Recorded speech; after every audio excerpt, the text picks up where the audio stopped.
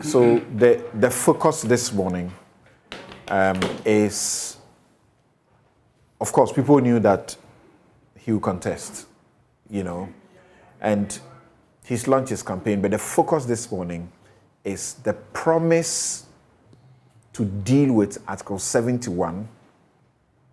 No more ex gratia for you too. You won't get ex gratia. And he says he will run the leanest government in this country's history. Why should anybody believe him? Well, I believe him, and I know he listens to advice, and I can relate this to you. I've never said this publicly, but I can relate this to you. If you recall, when President John Dramani Mahama started his government in 2013, if you recall, I was his Minister of Information and Media Relations. You recall that? Mm-hmm. Yeah. If you recall, when I was reshuffled out of the Ministry of Information and Media Relations and taken to Ministry of Youth and Sports, the Ministry of Information was collapsed,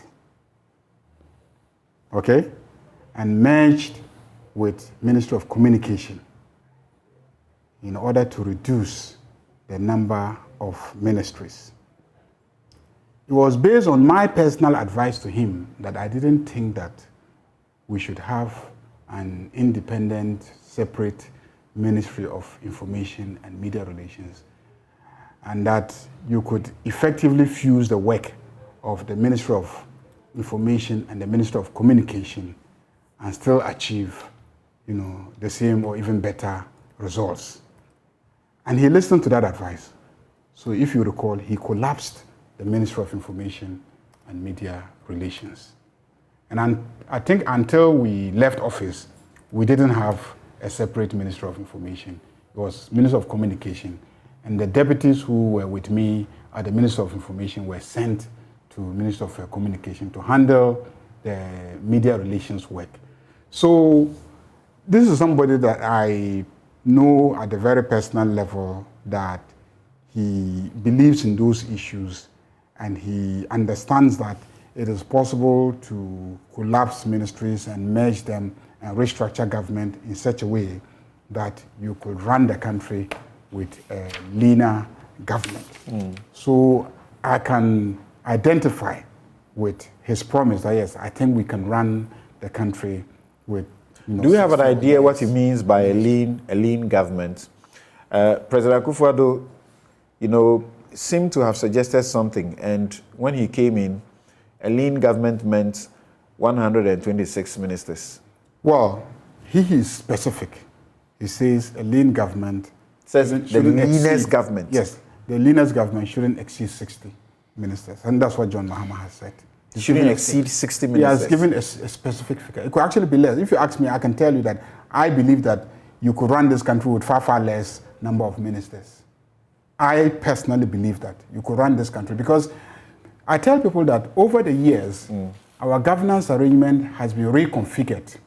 You take a ministry, you find out that the job of the ministry, the actual substantive work of the sector is controlled by agencies, authorities, commissions, and parastatals under it. So the ministry as an entity is often really not a busy place. And so you talk to a lot of the deputy ministers, and they complain bitterly that my minister is not giving me a job. Sometimes I laugh when I hear those things. Having been a minister myself before, I know that the reality is that there's no work to be done by the minister. That's why he hasn't passed much to you. Because a lot of the work is done. Let's say you go to Ministry of Energy, you find out the Petroleum Commission is doing a lot of the work, okay? You find out the NPA is doing a lot of the work. You find out the Utilities Regulatory Commission is doing a lot of the work. You find out that GNPC is doing a lot of the work. You find out that Ghana Gas is doing a lot of the work. So in the end, the minister's workspace gets so limited just to policy issues.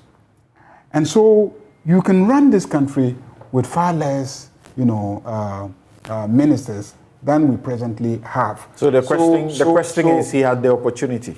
Why now? Well, I mean, I gave you an example of when I worked with him, how we collapsed 2 ministries into one, okay? The situation is even more dire now in the sense that look at our ballooning debts. Look at the problems we have with mobilizing resources to run the country. And so one of the measures that any pragmatic leader has to implement is to seriously consider downsizing government if we are going to return to a viable economic condition. So now it has become even more imperative that we downsize. And when we talk about a lean government, I think people just look at it at the level of ministers.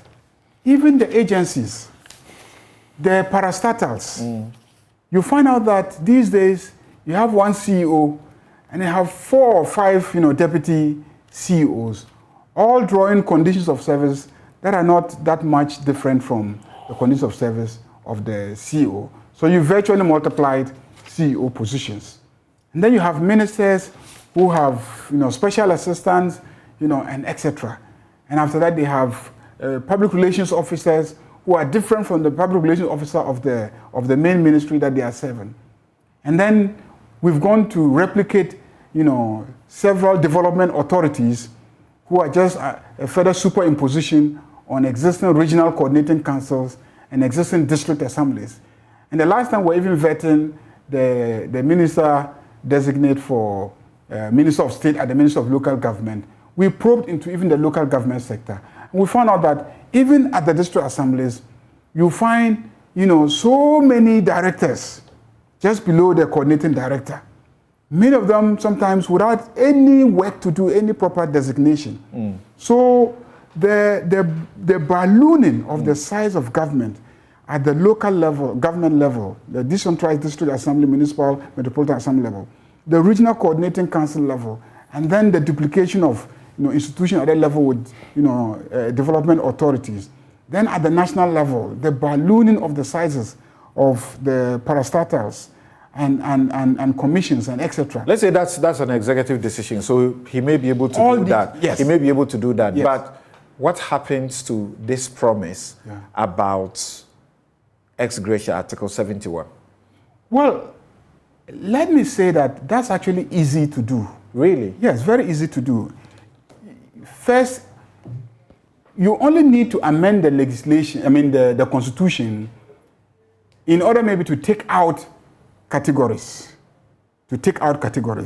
Otherwise, you can actually reduce the government expenditure by just going through the process as it is now. Because what is the process now?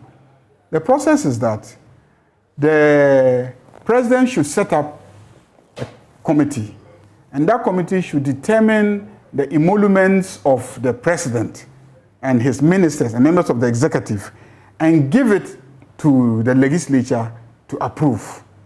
And then determine the emoluments of the legislature and give it to the president to approve. If one is really committed to downsizing the amount of money that we spend, first and foremost, the committee normally listens to you. What are your proposals in terms of your conditions of service? You, the executive. They always listen to you. And I'm saying this because I've participated in the process before and I know what is involved.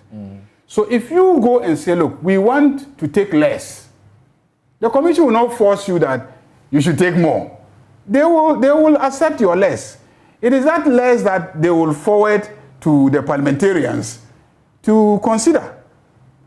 You understand me? So even before you have amended the legislation, you can implement a significant chunk of your proposal to cut down on how much is spent on Article 71 office holders. The same way, the committee will determine the conditions of the MPs, and then they will bring it to you, the executive, to approve. If you disagree with the quantum that the MPs are asking for, you can refuse to approve.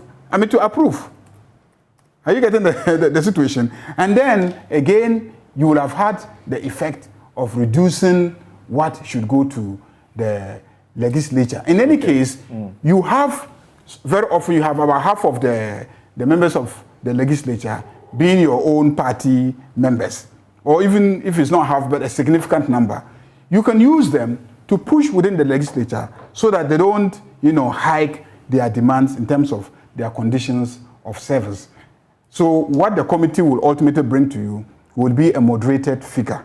So those are mechanisms that any sitting president who is committed to reducing how much we spend on both the legislature and the executive can, as for the judiciary and others, I think there's so much concern about how much they get, because already many of us think that they're not getting as much as is needed for them to be able to do their work. So as far as you are concerned, yes, it is not too much a matter of tweaking the constitution. It can be done.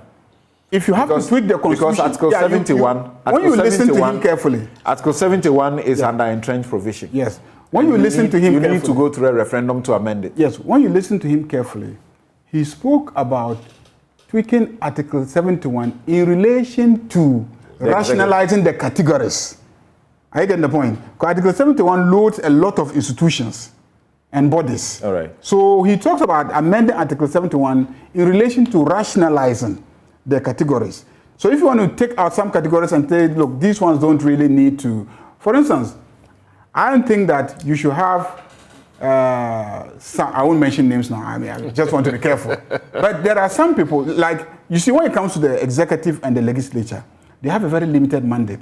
They are there for just 4 years. Okay?